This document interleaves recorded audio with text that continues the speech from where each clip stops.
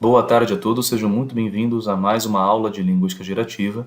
O meu nome é Lucas Emanuel e hoje nós vamos tratar da teoria temática. Apenas relembrando, e isso nos será muito importante para a teoria temática, nós precisamos configurar novamente as definições de S-seleção e C-seleção.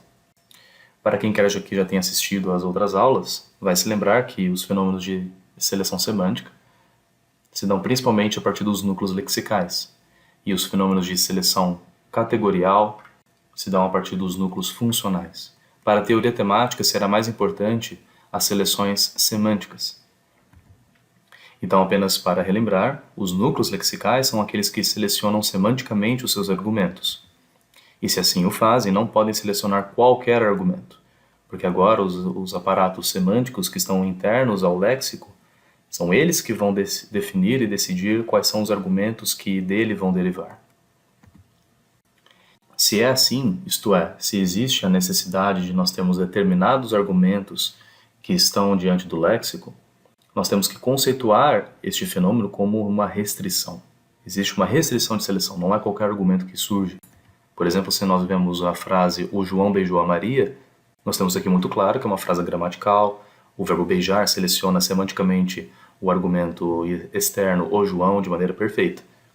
Porém, "O livro beijou a Maria" não configura uma frase gramatical, especialmente pelo fato de que o verbo beijar não consegue exigir semanticamente que o livro realize uma ação de beijar, afinal o livro não tem lábios. Porém, existe também um outro fenômeno de restrição. Nós temos restrições também categoriais. Por exemplo, "O João beijou que Maria", ou "que a Maria", este sintagma complementizador, ele está mal colocado na frase. E esta é uma restrição de seleção categorial. Então, estes dois elementos aqui, eles já simplificam para nós qual é o fenômeno de restrição de seleção que participam das duas seleções, a semântica e a categorial. Então, na frase 1b, nós temos uma restrição semântica. O VP beijar, ele precisa de um DP capaz de fazer referência a um ser beijador. Enquanto 1c, a restrição categorial, o VP beijar não aceita ser complementado por um CP, isto é, por um sintagma complementizador. Porém, será que essa restrição categorial sempre será assim? E é aí que nós entramos num ponto super importante. Muitos autores, eles afirmam que isto é um princípio, porém isso não se procede exatamente em todas as línguas e principalmente em todos os casos, pois haverão verbos que podem exigir apenas um DP ou mesmo um complementizador. Isso como seleção categorial e não semântica. Isso é muito importante. Então, não existe predicado com mais de uma possibilidade para seleções semânticas. E para a seleção categorial, pode existir predicado com mais de uma possibilidade. E qual possibilidade seria essa? Por exemplo, o verbo dizer. O Pedro disse a verdade. A verdade é um DP, um sintagma determinante. Porém, é possível configurar também o Pedro disse que ela foi embora. Esse que ela foi embora é o argumento interno do verbo dizer. Ou seja, ele é categorial, porém é diferente. Nós temos agora um CP, encabeçado agora pelo termo que, em que nós construímos outros fenômenos. Inclusive, é possível que se construa fenômenos como paratasse, hipotasse, dentro das configurações de orações subordinadas ou complementares. Ainda sobre esse mesmo aspecto, nós havíamos comentado que, de maneira geral, existem seleções diferentes em outras línguas também, seleções categoriais. Por exemplo, em alemão, mag Mary ou Marie, nós temos aqui um sintagma nominal. O mesmo fenômeno se procede em inglês, porém, excepcionalmente na língua portuguesa, nós temos um sintagma preposicional para o verbo gostar. Então nós temos em alemão e inglês, mag Mary, he likes Mary, ele gosta da Marie. Nós temos agora um sintagma preposicional, que é o da, encabeçando o NP Marie.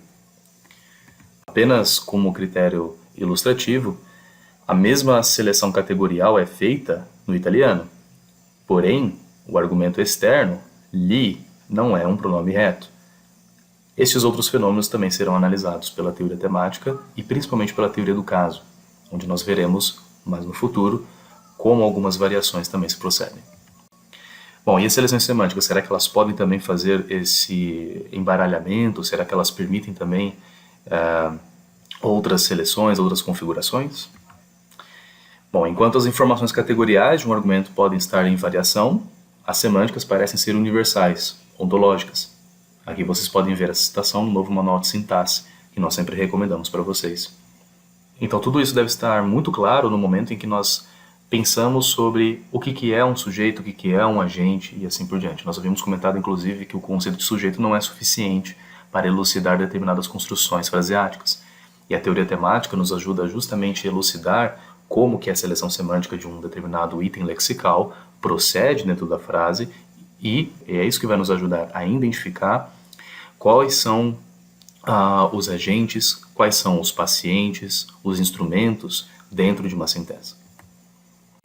Então, apenas para uma introdução da teoria dos papéis temáticos, nós temos que sempre levar em consideração essas informações de restrição, mas também de abertura.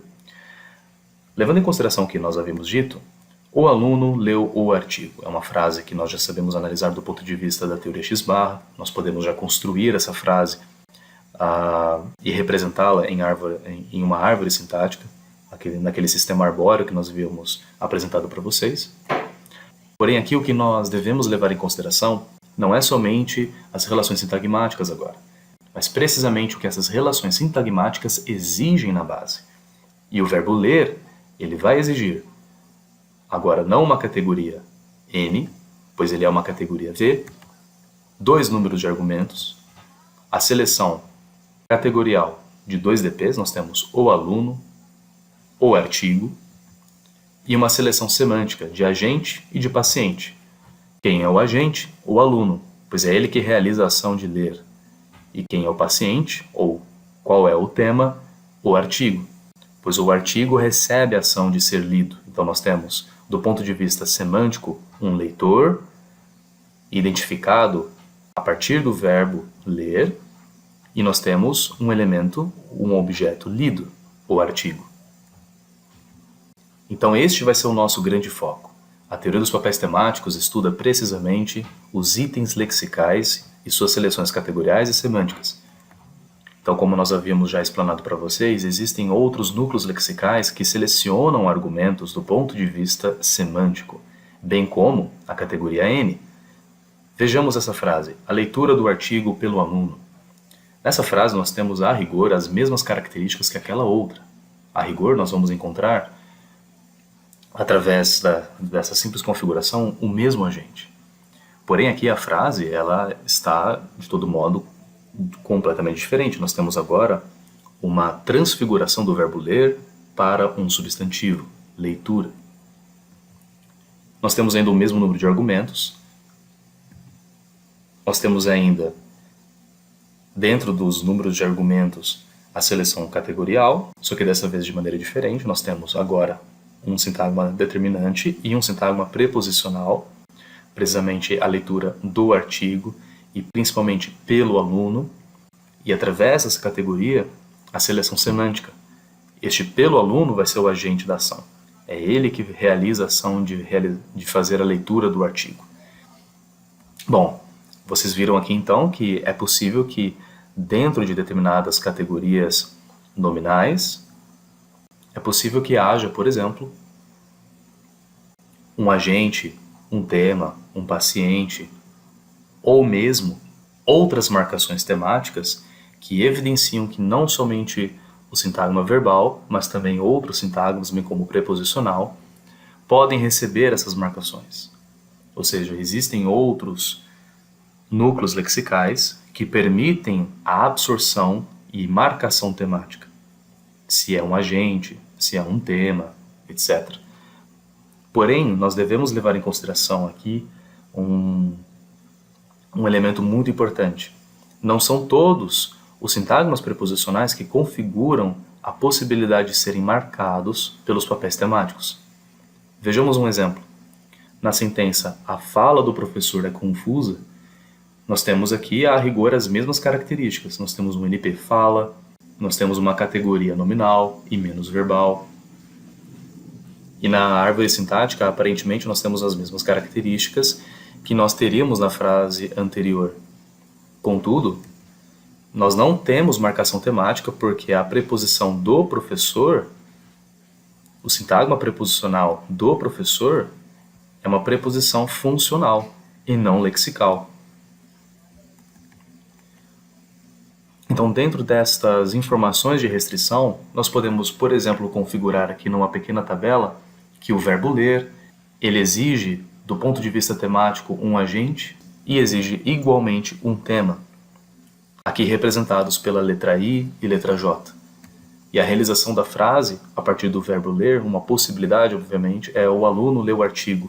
O aluno é o agente e o artigo é o tema. Então, apenas para resumir, são apenas traços lexicais e não funcionais que atribuem papéis temáticos. E quais são esses papéis temáticos? É isso que nós veremos a seguir. Nós temos um agente, beneficiário, experienciador, instrumento, tema, paciente, locativo. Para que nós possamos defini-los, nós veremos isso com mais cuidado e mais atenção nas próximas aulas. Para mais informações, seguimos recomendando o novo Manual de Sintaxe e o curso básico de Linguística Gerativa. Se você gostou dessa pequena apresentação, considere curtir, compartilhar e se inscrever. Muito obrigado e até a próxima.